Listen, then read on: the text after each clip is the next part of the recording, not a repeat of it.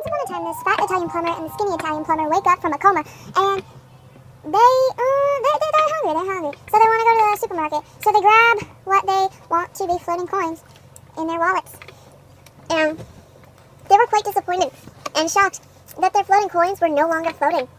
They were just regular coins. They were grounded. They were grounded, and so they decided, oh well, maybe we can get something with these. So they continued to the market.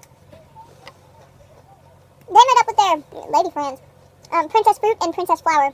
Princess Fruit, like the fat one, and Flower, the skinny one. Anyways, so all these people decide to go to the market together, and they are freaked out because the market is so big. Like, there are even giants walking around in the store, and they are just, like, really small. Like, yeah. And so they decided to look for a more familiar section of the stand, which involved little cotton candy people.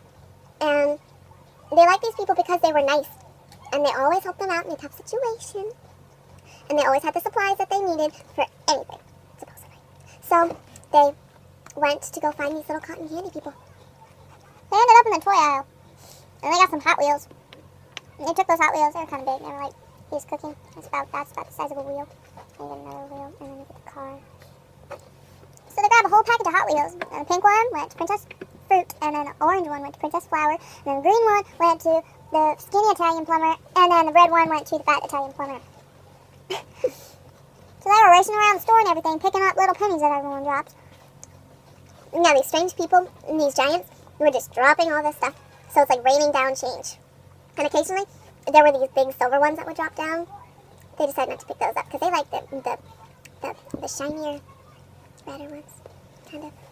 So, they, on the way that they were collecting all this change, they finally found a tiny cotton candy person. And they tried to communicate with it, but they couldn't because it was a stuffed animal.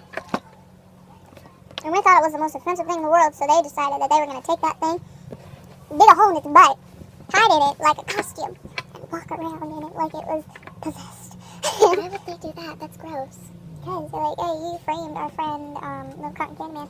Anyways, Mr. Whoopie-Doo. Who's Mr. Whoopie-Doo? Never mind. So, eventually they started walking around, and they started getting kicked around by a little kid, and dinosaur fetus came into the rescue.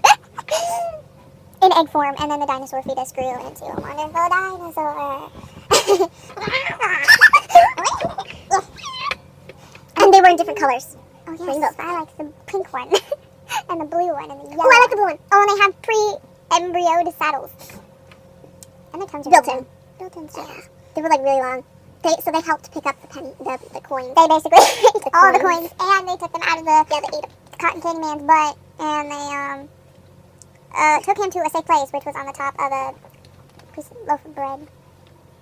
So, like, you know the deli at Fred Meyer's and how they have the donut and the cakes all stacked up, so they're basically at the top there. Okay. Yeah. But there's no bread on the top of that. Okay, well, it's a form of bread. It's sweet bread.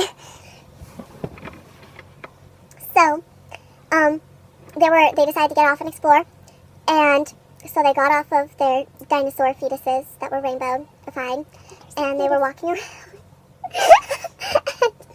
They fell into a container, the container, and they accidentally got some in their mouth, and they decided that it tasted good, so they each ate, like, a giant entire roll of the donuts. Never mind. After realizing